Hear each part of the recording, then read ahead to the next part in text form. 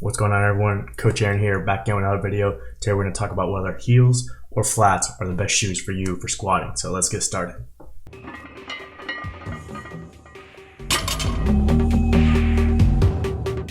Alright, welcome back my powerlifting people. Thanks for tuning in to another video. For those who don't know me, my name is Venmo Khamesi. I am a powerlifting athlete, coach, meet director, referee, scoring manager, even do a little bit of announcing on the side, though I'm not as good as Gino powerlifting. But I make videos on here to help people who fall into those different categories based on the experiences and the knowledge that I have. So as part of this Powerlifting Versus series that I'm starting here on this channel, I'm going to do a video today about whether you should be wearing heeled shoes or flat shoes for squatting. And in future videos, I'll make the same type of comparison, but for the bench press and the deadlift. I just don't want to put it all into one video because it's going to get really long and you guys are just going to close the window and go do something else. So today's video is only going to be about the squat. We'll break it down into a few different categories. First things first, before we start going over different types of shoes and what their features are, we want to go over the overall idea of what kind of features we want to look for in a shoe.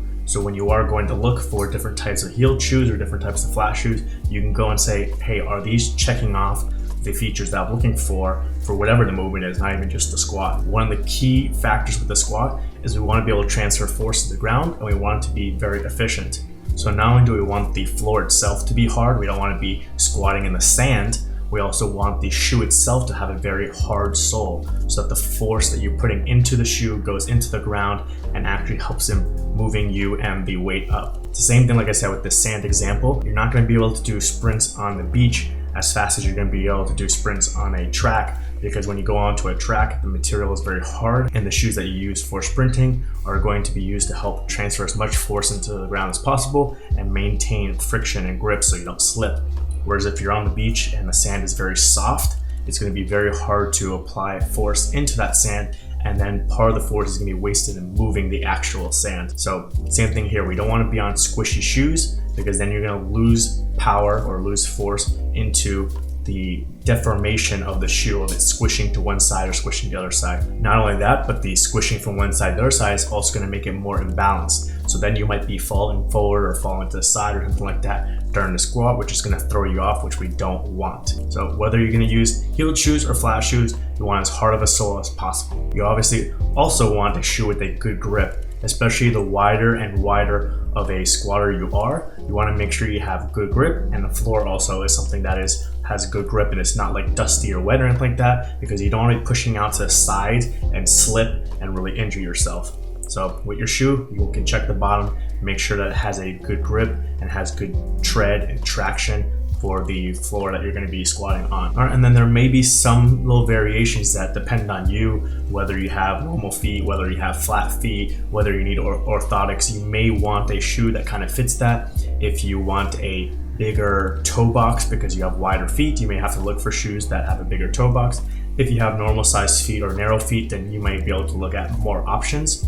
If you need some kind of arch support, then you may have to look into shoes that only provide arch support and eliminate the ones that do not. All right, so the first thing we're going to go into is the increase in ankle range of motion that the heeled shoe provides. So what a heeled shoe basically is that it's going to be higher back here in the heel region compared to the front. So most heeled shoes, most like weightlifting style or powerlifting shoes, are going to have a 3/4 inch raised heel in the back, effective heel height, which means the difference between the front and the back. Some of them will be a little bit smaller, like 0.6 inches, and some of them, especially for weightlifters, they like the higher ones, will be out there that might be like 1.25 inches. But the majority of them fall into that 3/4 inch heel. And so what that does is it's going to give you more range of motion for your ankle to move through. By being able to go through a longer range of motion ankle, it's going to let the knee be able to track forward more, and it's going to allow you to go through a bigger range of motion and stay more upright. So if you do lack ankle range of motion and you take this away and you try to squat barefoot, then there may be a point during your squat where your knees can't go forward anymore, and at that point the ankle is locked, the knee can't go forward anymore, and then you have to move at a different joint. So you start moving at your hip, and if you hit the end range of motion of your hip, then you might get that massive butt wink and get flexion in the spine to hit depth. or you may even lock up your hip and then you may start tipping over at your torso. Depending on your situation and what your limitations are in your different joints, then maybe the heeled shoe will make a big difference, because that 3/4 inch or 1.25 inch, whatever the effective heel height is going to let your knees go forward more and allow you to hit depth while maintaining the neutral spine and the torso angle that you want. But you may be someone who has adequate range of motion in all the joints without this, and then putting this on necessarily won't actually improve the positions of your limb lengths during the squat. All right, and I know some people that will say like, oh, this is basically a crutch that you should be working on improving your ankle range of motion or whatever like that. And yeah, there may be something said to that, but sometimes people do have past injuries that just limit it, and no amount of stretching or mobility work is going to change the bone structure of your ankle or maybe of your hip if you can't maybe get your knees out as much or something like that. That's going to affect the variables of how you are squatting. In addition to that, we do have lives outside of lifting. So if you have to sit all the time at work and your hips get tight, you have to wear high heels or dress shoes, and then your calves get tight, then it's a lot of work to overcome all those issues to regain your mobility and be able to do a squat. So do you want to spend your whole time saying, okay, I'm just going to focus on tons of ankle mobility work, tons of hip mobility work, focusing on counteract everything else you do for the other 22, 23 hours of your day to try and get back to a range of motion where you can use the flat shoes all the time? Or maybe you want to just use the heeled shoe, be able to squat, and then don't worry about that stuff. Or maybe slowly over time, put it in and start improving it. And then maybe one day you'll be able to switch from the heeled shoe over to the flat shoe. So it's up to you, whatever mentality you want to use. I wouldn't worry about too much saying that it is a crutch. I would say if you get a benefit from it, then use it. All right, another feature that you'll see on pretty much every single heeled shoe is this metatarsal straps. So oftentimes they'll have at least one, and if not, they'll have two. And the benefit this is it kind of really locks in the shoe and really locks in your foot inside the shoe. So it locks you into position and it makes you a lot more stable. Whereas with the flat shoes, oftentimes they may have a strap at the top if they maybe are something like this, like a wrestling shoe that maybe locks you in a little bit, but they don't have it over the foot, or they might not even have the strap at all and it's just using the laces. And so then it can be a little bit harder to get that same kind of feel of where you're really locked in the shoe and basically your foot and the shoe are just like one unit. Also, in general, for the heeled shoes, you're almost always going to have a harder sole. They use some kind of wooden sole back in the day and put leather on top of it, or these new days they use these kind of plastic molds and everything like that, and they are rock hard. Okay, so this is about as hard as you can get for a sole, and whatever you squat on this, it's rock hard. No matter the weight, it's not going to squish underneath the weight, and you are transferring force down into the ground very efficiently.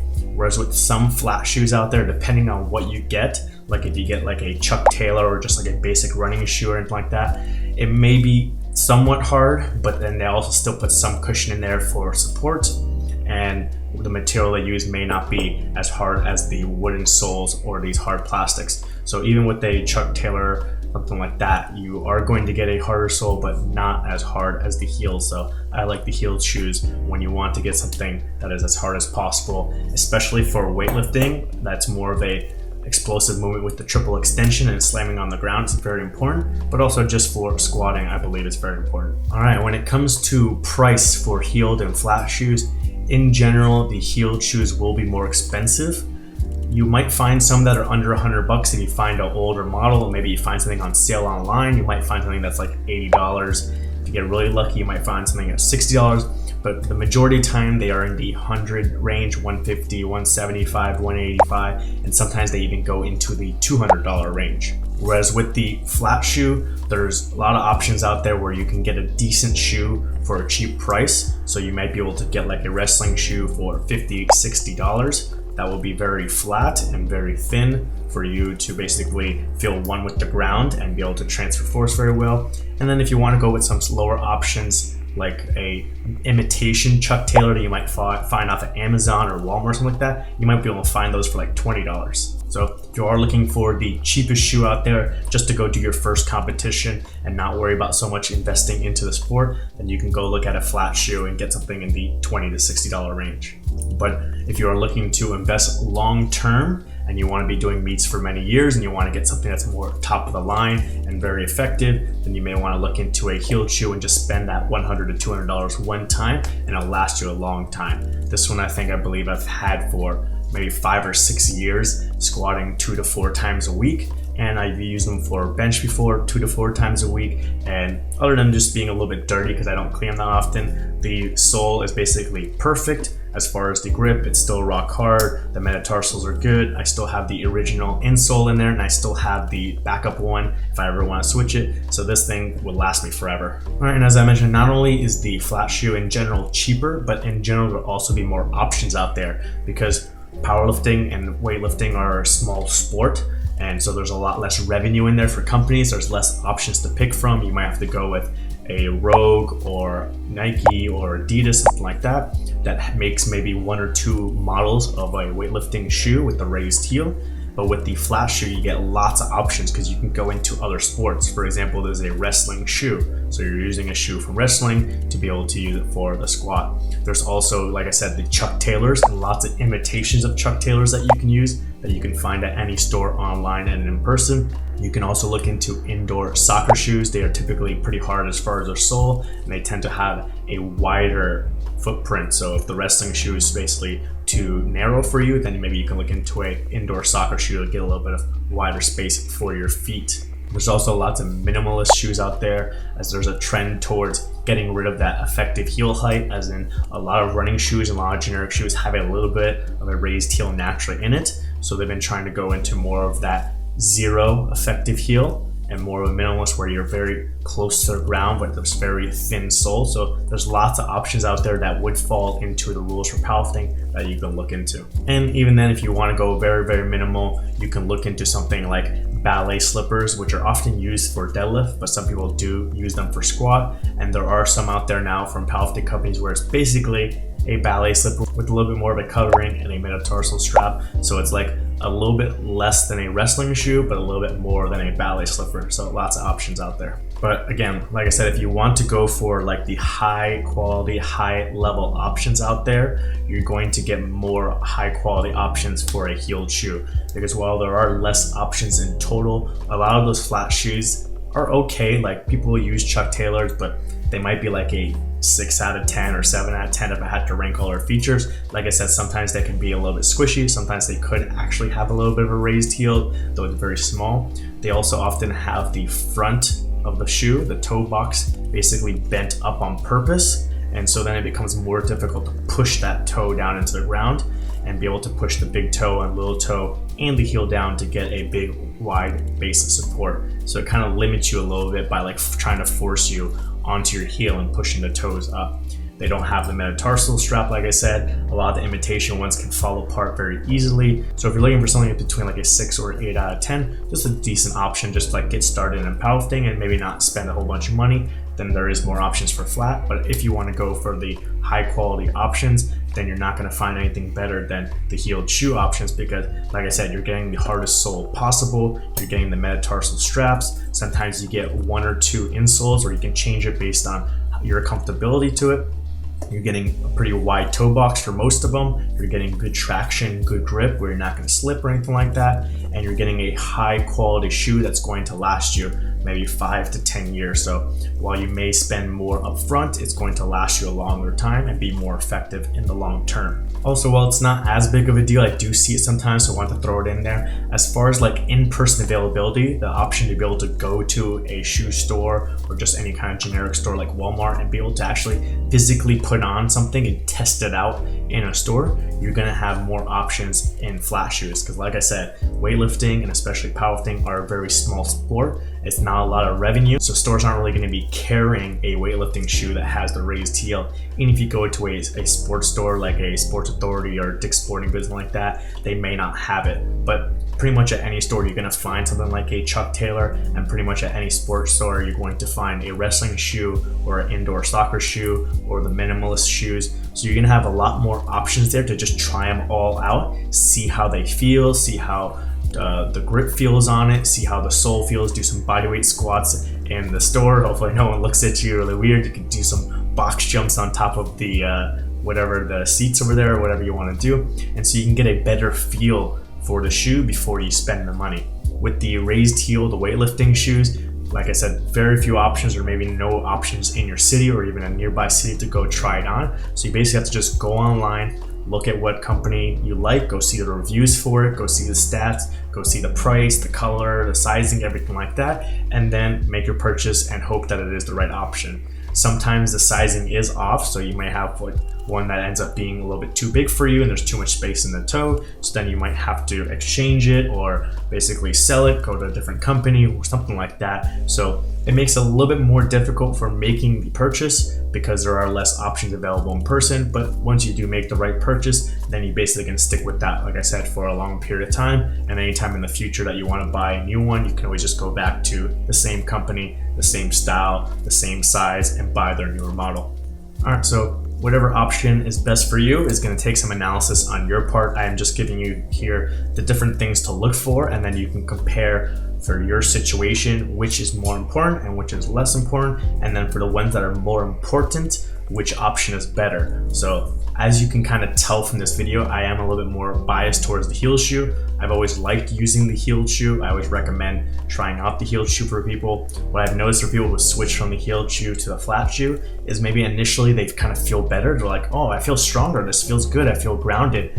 And then if you actually watch the video, part of the reason they may feel stronger is that they're cutting their range of motion. Because like I said, you're gonna get more ankle range of motion in the heeled shoe, and it's going to allow you to be more upright and more easily hit depth. So if you are someone who has trouble hitting depth like barefoot and you switch from the heeled shoe to a flat shoe, then you may have trouble hitting depth and you may be cutting your squat short, which is going to make you feel stronger. Then sometimes these people go into a competition with their flat shoe, their first competition, and maybe they get 1 or 2 no lifts because they're cutting their depth and their strength is not where they think they are, and maybe they'll then switch back. So you see some people switching back and forth. So I feel for like a lot of people, more than 50%, including myself, the heeled shoe is going to be better because that ankle range of motion from the raised heel is going to help you hit more depth more easily, be more upright. You're going to feel more stable with the metatarsal straps. You're going to feel like you're producing more force with the very hard sole.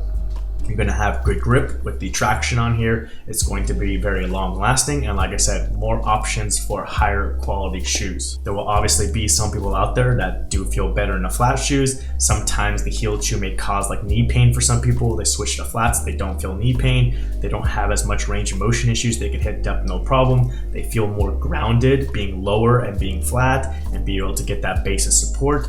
And maybe they just want to spend less money and go with the cheaper option. Or maybe they want to try out different shoes. If they want to try out different basketball shoes, different styles every once in a while, they can always try out different flat shoes and they might all kind of feel the same to them. So there may be some people that benefit from the flat shoes.